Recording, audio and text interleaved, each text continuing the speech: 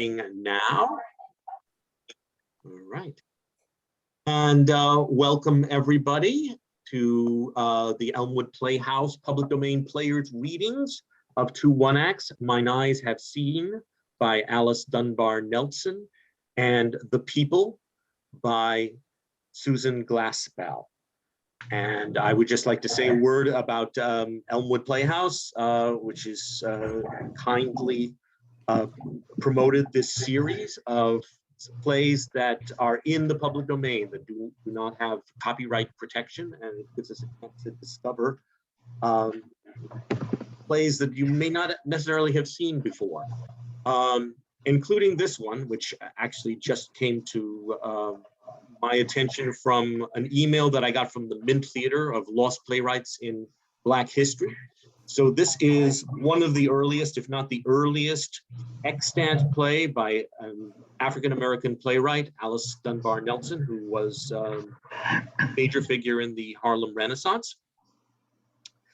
And I just would like to say that if you'd like to support Elmwood Playhouse, please visit our website, elmwoodplayhouse.com, and possibly donate, become a monthly sustainer.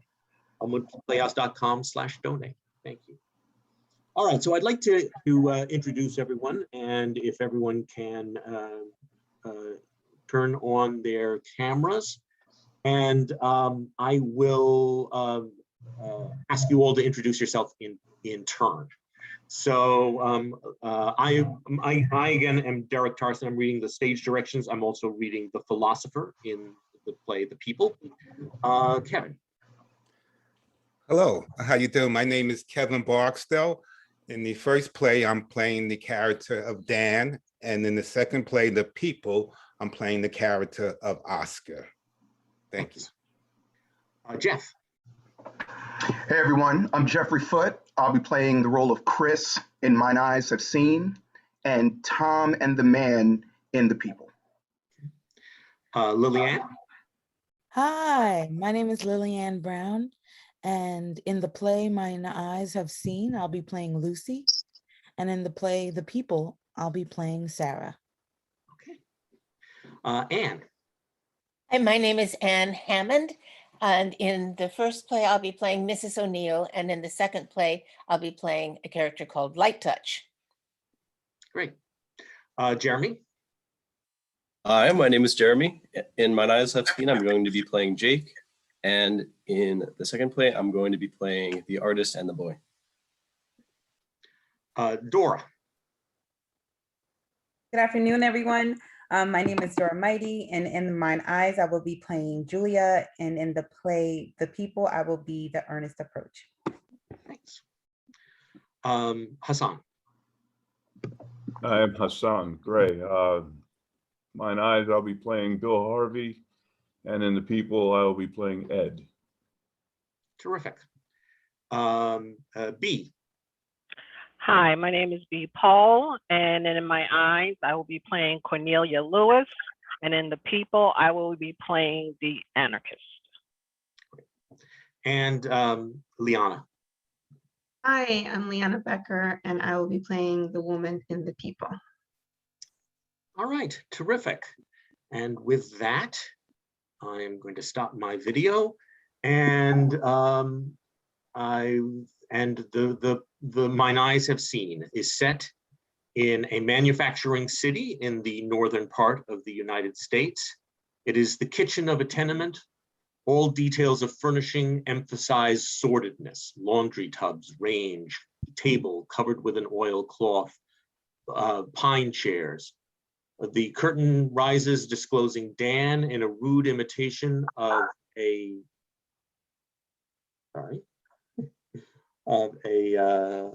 steamer chair, propped by faded pillows, his feet covered with a patchwork quilt. Lucy is bustling about the range, preparing a meal. During the conversation, she moves from range to table, setting the ladder and making ready the noonday meal. Dan is about 30 years old, face thin, pinched, bearing traces of suffering. His hair is prematurely gray, nose finely chiseled, eyes wide as if seeing beyond.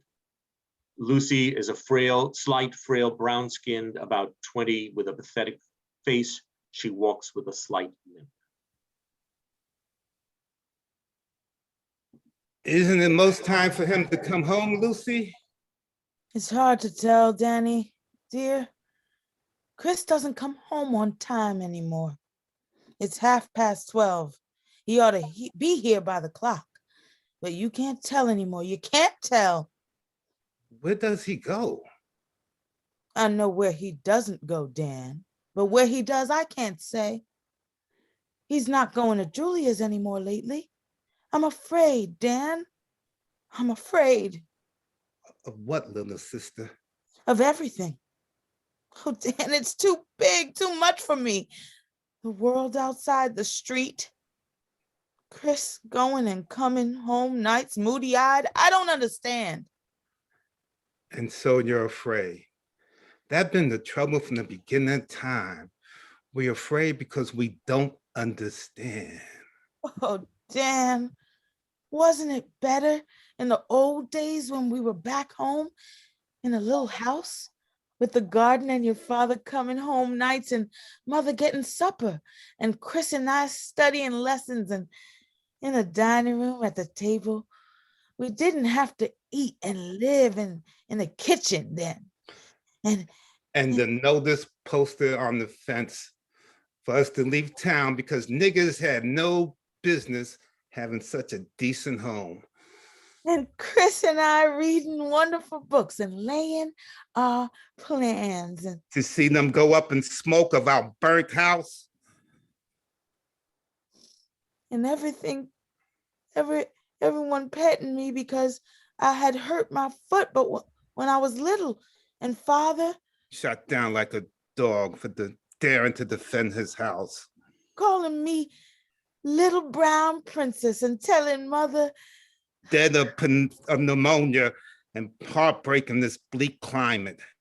That when you named for life in the factory of hell, useless, broken on the wheel. Poor Danny, forgive me. I'm selfish. Not selfish, little sister. Merely natural. Chris enters roughly and unceremoniously. He glances at the two with their arms about each other, shrugs his shoulders, hangs up his rough cap and mackinaw on a nail, and then seats himself at the table, his shoulders hunched up, his face dropping on his hand. Lucy approaches him timidly. Tired, Chris? No. Ready for dinner? If it's ready for me. You're late today. I have bad news. My number was posted today. Number? Posted? I'm drafted. He drops the plate with a crash. Dan leaps forward tensely, his hands grasping the arm of his chair. Oh, it can't be. They won't take you from us and shoot you down too. What will Dan do? Never not mind about me, sister. And you drafted, boy? Yes, but I'm not going. Your duty is here with you. I owe none elsewhere. I'll pay none. Chris, treason? I'm afraid. Yes, of course you're afraid, little sister. Why shouldn't you be?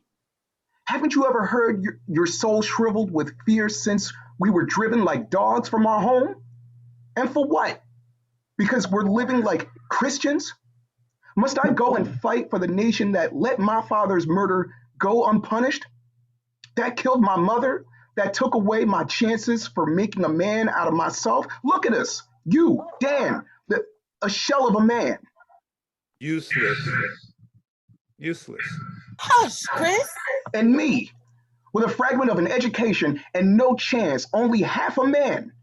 And you, poor little sister, there's no chance for you. What is there in life for you? No. If others want you to fight, let them. I'll claim exemption. On what grounds? You and sister. I'm all you have. I support you. Hush. I come to this that I should be the excuse, the woman's skirt for a slacker to hide behind? You call me that? You, whom I'd lay down my life for? I'm no slacker when I hear the real call of duty. Shall I desert the cause that needs me, you, sister, home, for a fancied glory? Am I to take up the cause of a lot of kings and politicians who play with men's souls as if they are cards, dealing them out, a hand here in the Somme, a hand there in Palestine, a hand there in the Alps, a hand there in Russia? And because the cards don't match well, call it a misdeal, gather them up, throw them in the discard and call for a new deal of a million human suffering souls? And I must be the deuce of spades? Bravo! You've learned the patter well. Talk like the fellows at the socialist meetings. Socialist meetings? Well, Oh, nothing. It explains. All right, go on. Any more? Guess he said all he's got breath for. I'll go. It's too muggy in here. What's the row? I'm drafted. Get exempt. Easy. If you don't want to go. As for me. Mrs. O'Neill bustles in. She's in deep mourning, plump, Irish, shrewd-looking, bright-eyed. Lucy, they do be saying, and how down by the chain stores there be a raid on the potatoes. But if you're wanting some, you'd better be after getting into your things and coming with me. I can keep the crowd off your game foot. What is the matter? What's the matter with yous? Oh, Mrs. O'Neill, Chris has got to go to war. I know he has. What of it? He'll starve, that's all. Never. He'll go, we'll live.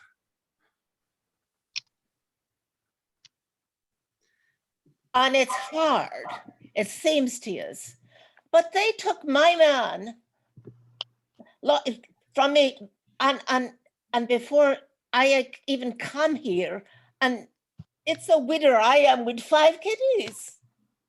And I've never said a word. But he went to fight for his own. What do they do for my people? They don't want us, except in extremity. They treat us like Jews in Russia, eh? Like Jews in Russia, eh? Denied the right of honor in men, eh? Or the right of virtue in women, eh? There isn't a wrong you can name that your race has endured that mine has not suffered too. But there's a future, Chris, a big one. We younger ones must be in that future, ready for it. Ready for it. Future? Where? Not in this country. Where? The door opens and Julia rushes in impulsively. Chris, someone has just told me. I was passing by and one of the girls said, your number was called. Oh, Chris, will you have to go? Oh, I forgot, Dan. Excuse me. Lucy, isn't it terrible? I'm not going, Julia. not going.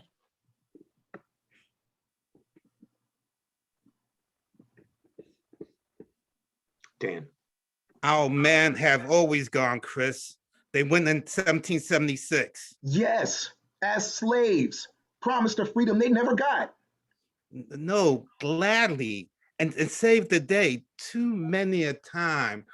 Ours were the first blood shed on the altar of national liberty. We went in 1812 on land and sea. Our men went through the struggles of 1861. When the nation was afraid not to call them, didn't want them at first.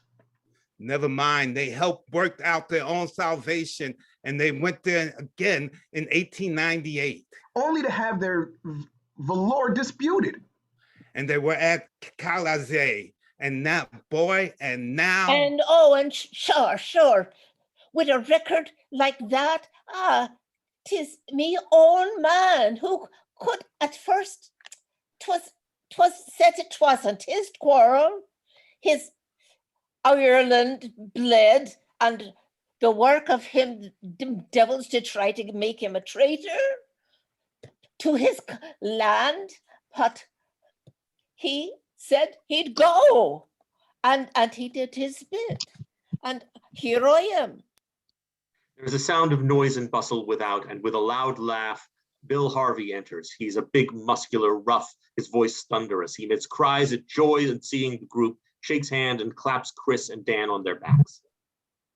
And so you weren't Torpedo? No, I'm here for a while to get more mules and carry them to the front to kick their bit. Oh, Chris. You've been over there.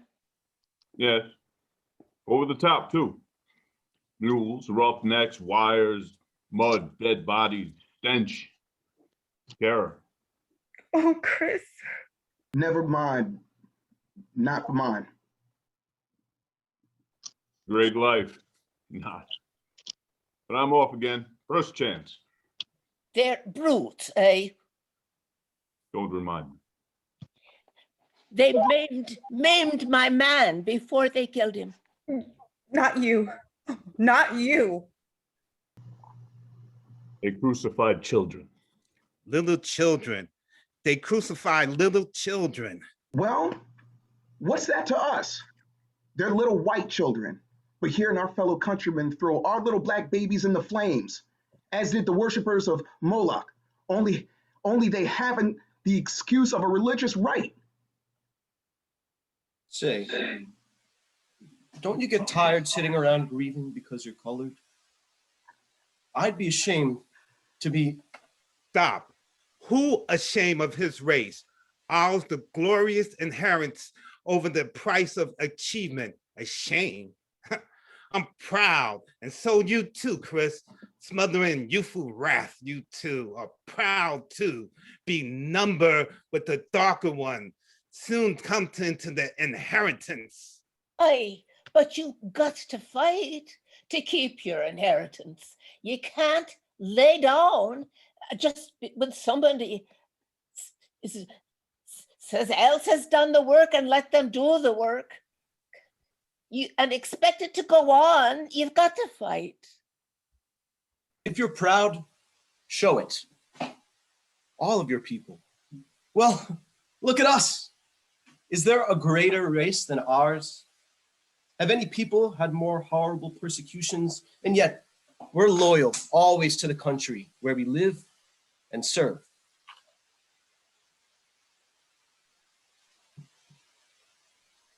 This is only.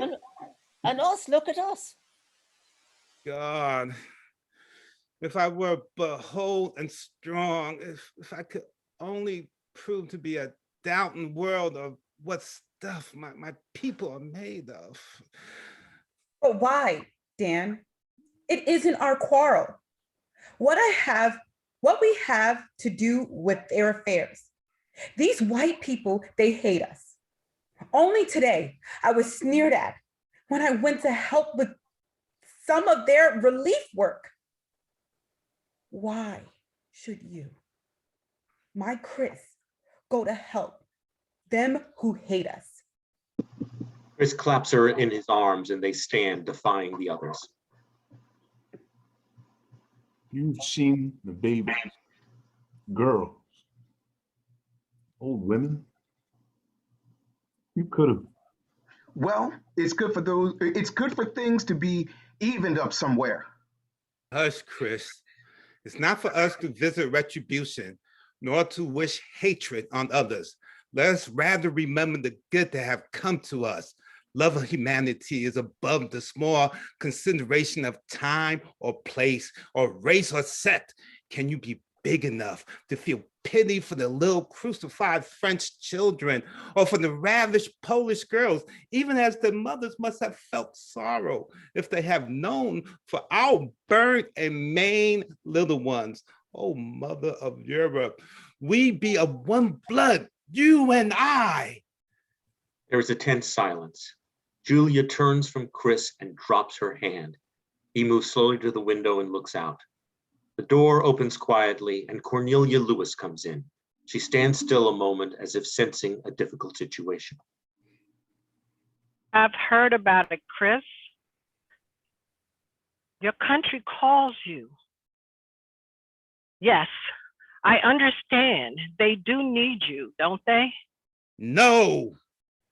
Yes, we do. Chris, we do need you, but your country needs you more.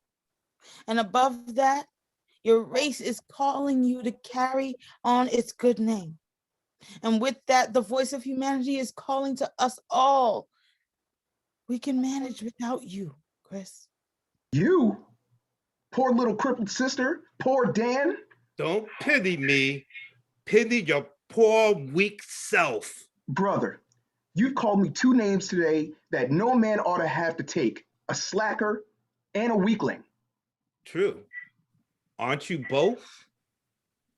Oh, God.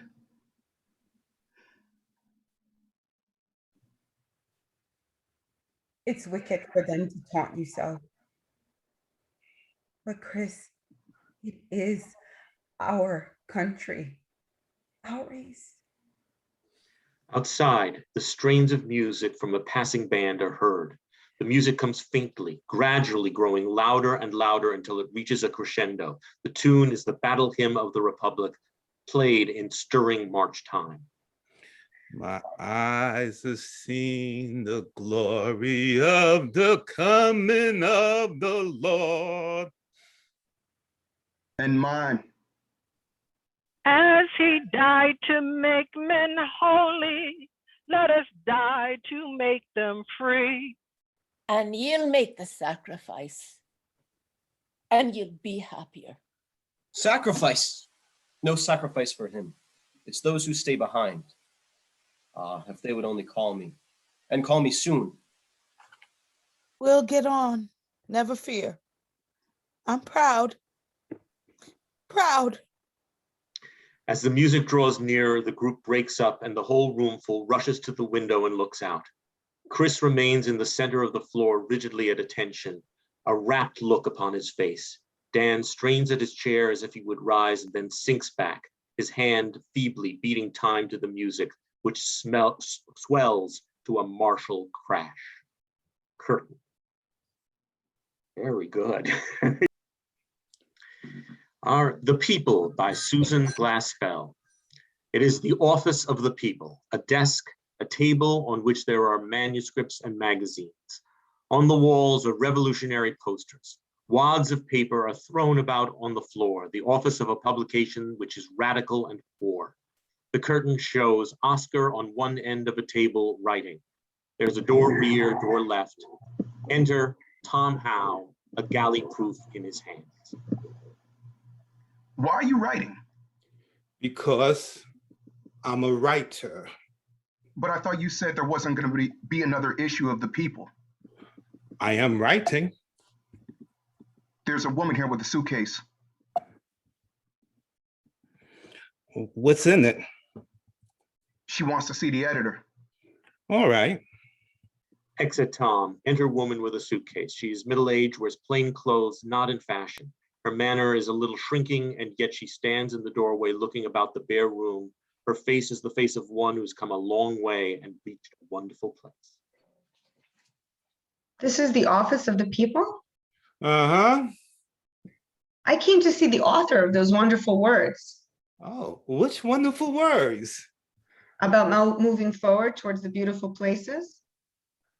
Oh, those are Mr. Will's wonderful words. Could I see him?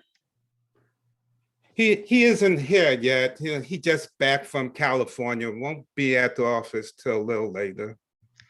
He has been to California. He has just ridden across the country. Yes, long trip. He was very cross all over the phone.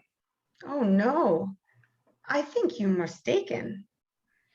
Anything you care to see me about? I could see him a little later, couldn't I? Yes, if it's important.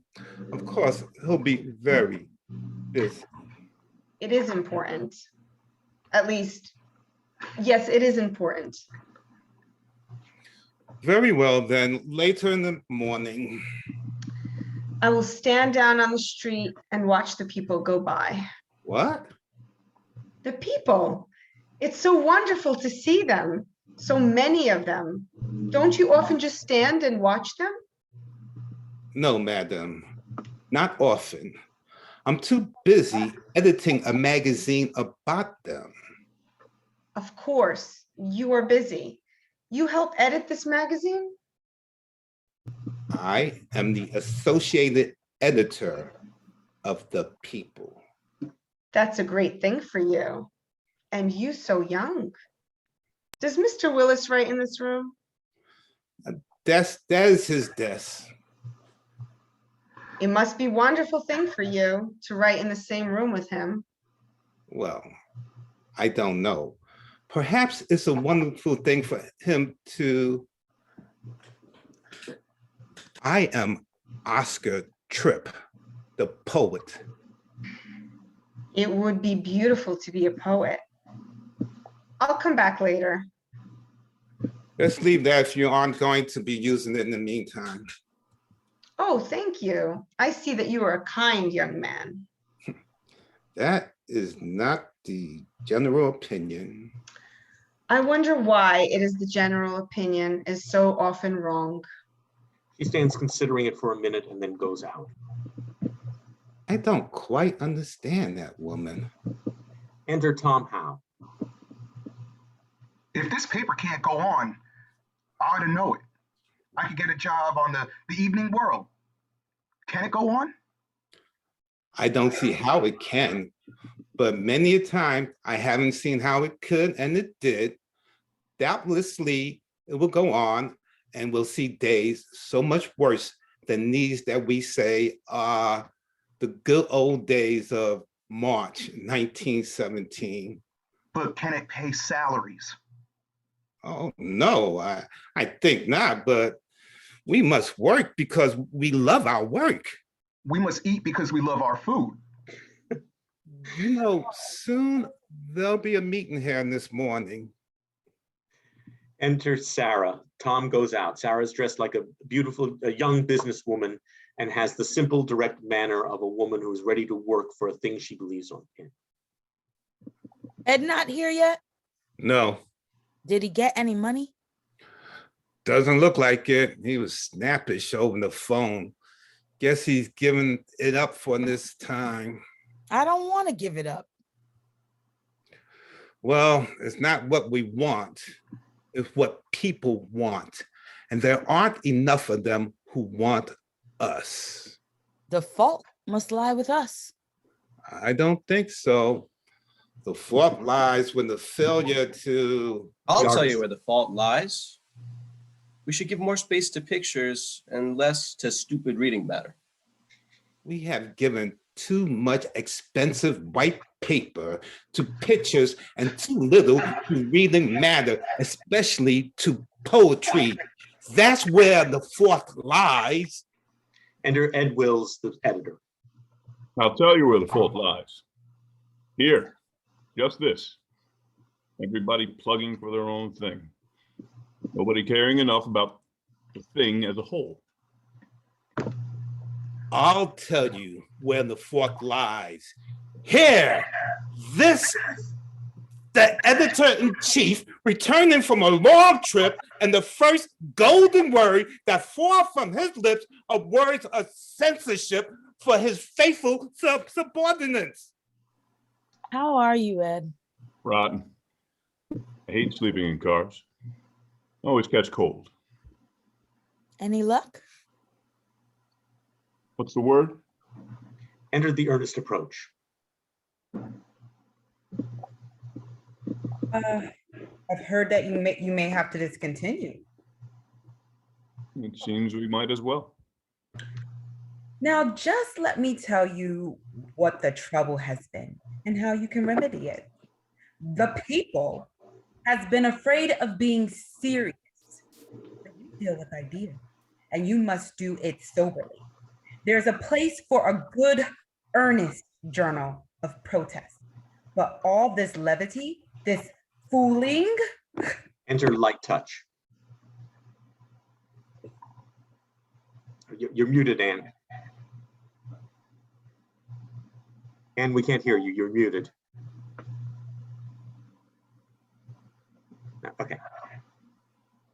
see you, Ed. I hope the news I'm hearing isn't true. And if it's bad, it's true. Well, it's an awful pity, but you've been too damn serious.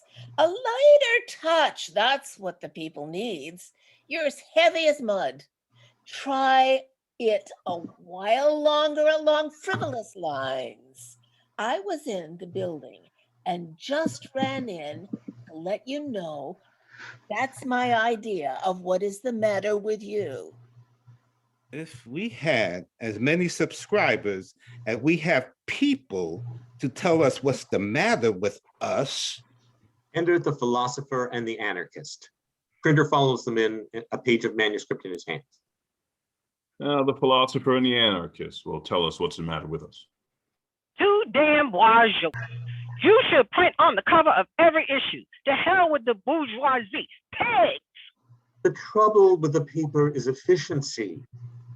They start to rise in their chairs. The printer falls back against the wall and staggers out of the room. Dear God, there are things, it seems to me, I cannot bear. It should be more carelessly done, and then you would be more perfectly done. You should be less definite, and then you would have a definiteness. You should not know what it is you want, and then you would find what it is you're after. You talk as if we were not been a success. But just last night, I heard of a woman in Bronxville who keep the people under her bed so her husband wouldn't know she's reading it. If you had been as a success, you would have fired that woman with so great a courage that she would proudly prop the people on the pillow. It was my pictures got us under the bed. I was definitely told it was my last talk with God put us under the bed. Can you not see that she puts you under the bed because you yourself have made concessions to the bourgeoisie? Cows, geese. It should print more pictures. It must print more poetry. It should be more serious. It should be more frivolous. Enter the boy from Georgia, dressed like a freshman with a good enough mouth. Is this the office of the people? No, this is a lunatic asylum. Oh, you're joking. You know, I wondered about that, whether you would joke here. I thought you would.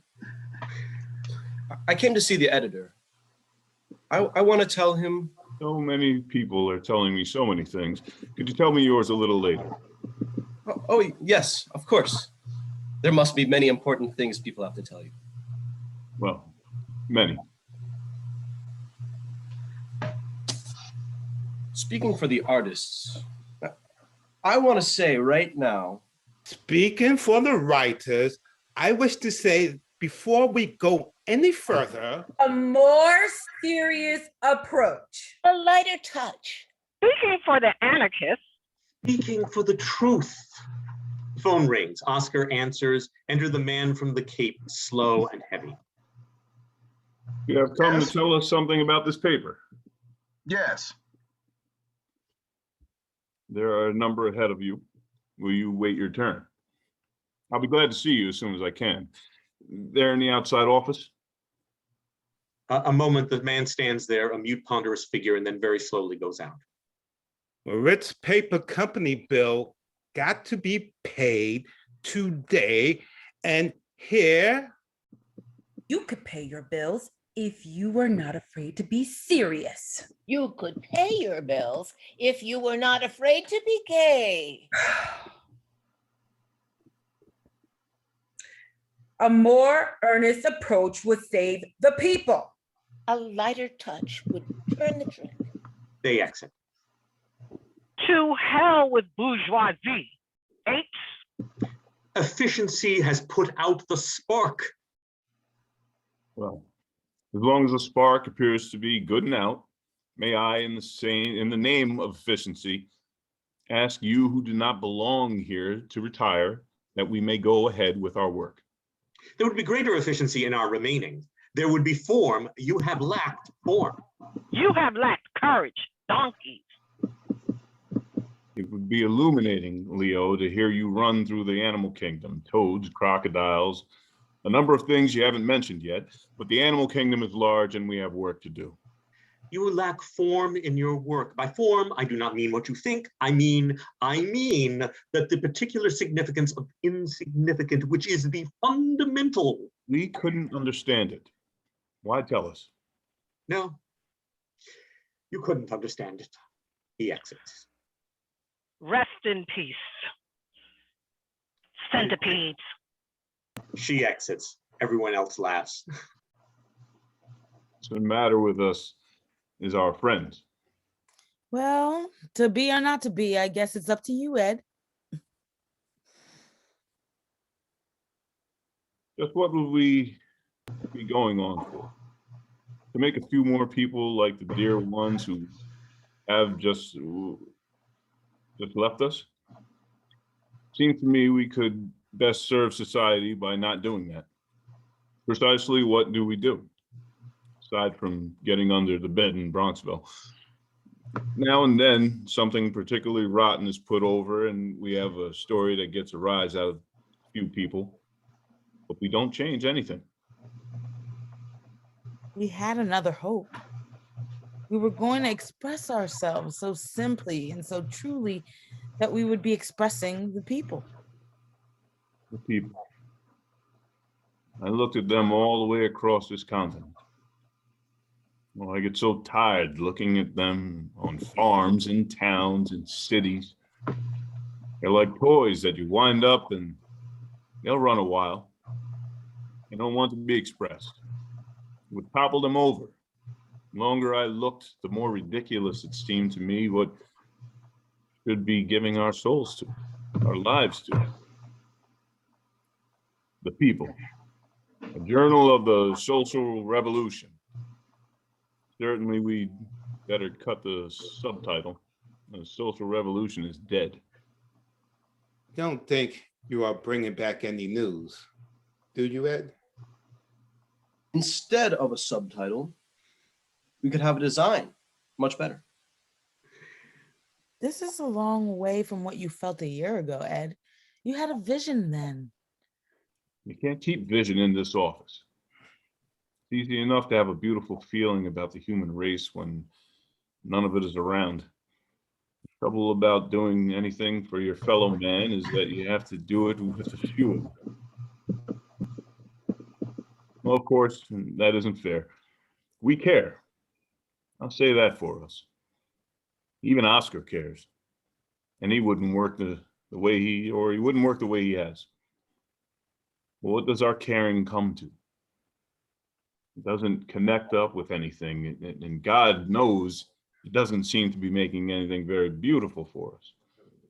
Of us. There's something rather pathetic about us. Or is it merely ridiculous? Let me read you something, Ed. We are living now. We shall not be living long. No one can tell us we shall live again. This is our little while. This is our chance.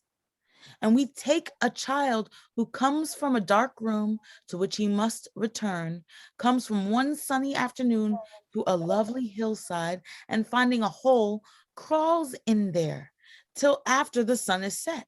I want that child to know the sun is shining upon flowers in the grass.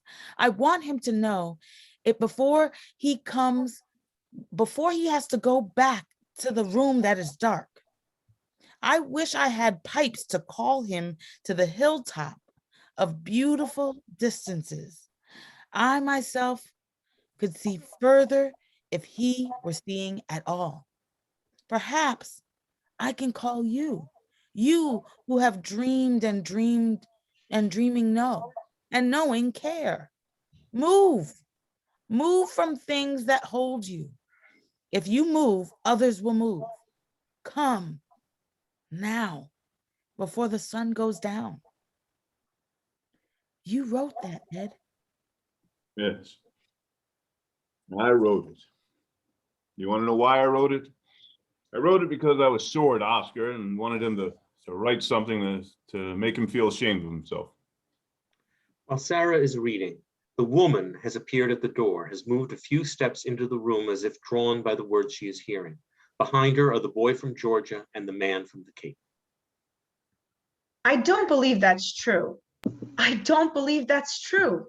Maybe you think that's why you wrote it, but it's not the reason. You wrote it because it's the living truth and it moved in you and you had to say it. Who are you? I am one of the people. I have lived a long way off. I heard that call and I had to come. I've come too. I'm from Georgia. I read it and I didn't want to stay at school any longer. I said, I want something different and bigger, something more like this. I heard about your not being able to sell your paper on the newsstands just because lots of people don't want anything different and bigger. And I said to myself, I'll sell the paper. I'll go and sell it on the streets. And I got so excited about it that I didn't even wait for the dance. There was a dance that night and I had my girl too. He didn't even wait for the dance. The idealists are calling upon the intellectuals and calling them. And what did you leave, my friend? My oyster bed. I'm from the Cape. I had a chance to go in on an oyster bed. I read what you wrote, a woman who had stopped in the automobile, left it, and I said to myself, I'm nothing but an oyster myself. Guess I'll come to life. And what did you come for? Well, for the rest of it. The rest of what? The rest of what you got. Yes, that's it. We've come for the rest of what you've got. This is awkward for Ed. Give it to us. What? The rest of it. I haven't got anything more to give. But you made us think you had. You led us to believe you had. And you have. If you hadn't more to give, you couldn't have given that. Very awkward. You said, I call to you. You who have dreamed and dreaming know and knowing care. Well, three of us are here from the South and the East and the West. We've come because you've made us want something we didn't have. Made us want it so much, we had to move the way we thought was toward it before the sun goes down. We thought people here had life, something different and bigger. Perhaps we better go. Poor Ed. Wish you'd shut up, Oscar. I know you will give it to us. Give what to you? What you have for the people. What you made us know we need. You shouldn't have called personally. You should have sent in your needs by mail. Oscar, try and act as if you had a soul. I think he really has. At least he has a heart. It's only that he feels he must be witty. But you're not going to let us just go away again, are you? He gave up his oyster bed, and this boy didn't even wait for the dance. And me, I gave up my tombstone. Your Yes, tombstone. It had always been a saying in our family. He won't even have a stone to mark his grave. They said it so much and so solemnly that I thought it meant something. I sew, plain sewing, but I've often said to myself, well, at least I'll have a stone to mark my grave. And then there was a man who had been making speeches to the miners. I live in a town in Idaho, and he had your magazine and he left it in the store. And the storekeeper said to me, when I went there for thread, here, you like to read? Don't you want this? I wish you would take it away, because if some folks in town see it, they'll think I'm not at all I should be. He meant the cover. Oh, that was my cover. So I took it home. And when my work was done that night, I read your wonderful words. They're like a spring. If you lived in a dry country, you'll know what I mean. And they made me know that my tombstone was as dead as, well, as dead as a tombstone. So I have something to take its place. Talk to him. Tell him about it. Come, Oscar. As long as there seems to be so much uncertainty about this, perhaps I'd better telegraph Father. You see, the folks at home don't know where I am. I just came. He didn't even stay for the dance. I'll be glad to sell the papers. Here, shall I take these? And I'll stop people on the street and tell them why I'm selling it. No, you can't do that. You'll be arrested. Let him sell them. What's the difference about the law if you have the right idea? The right idea has given us trouble enough. There's something sure about an oyster bed.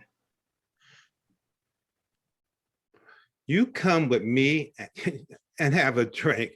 Something sure about that too. He could have a drink at home.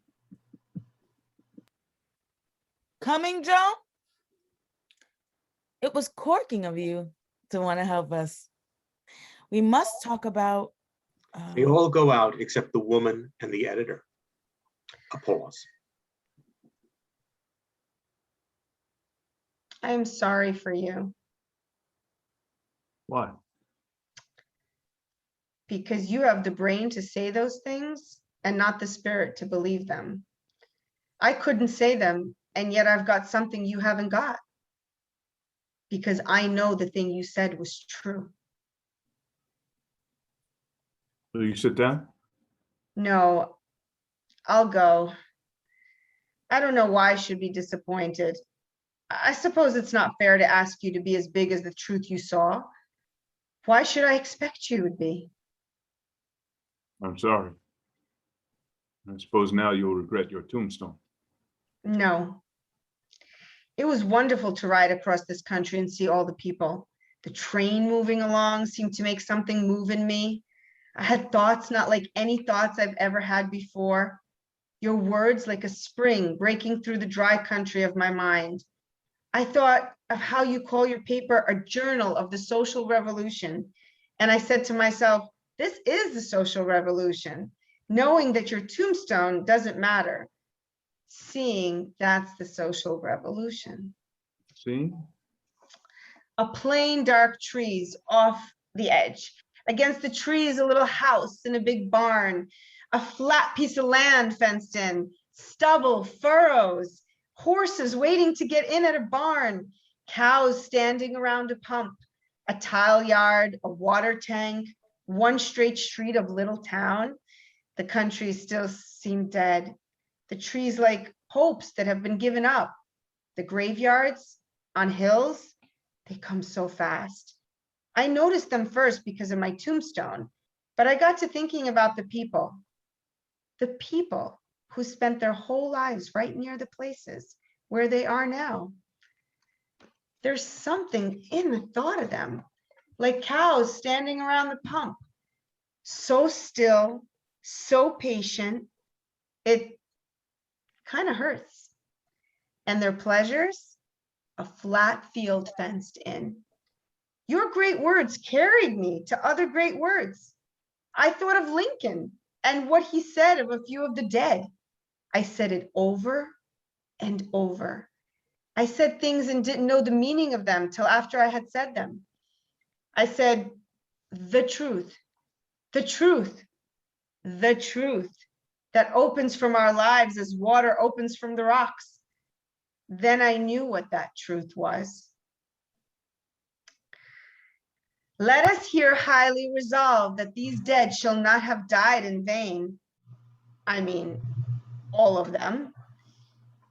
Let life become what it may become, so beautiful that everything that is back of us is worth everything it cost.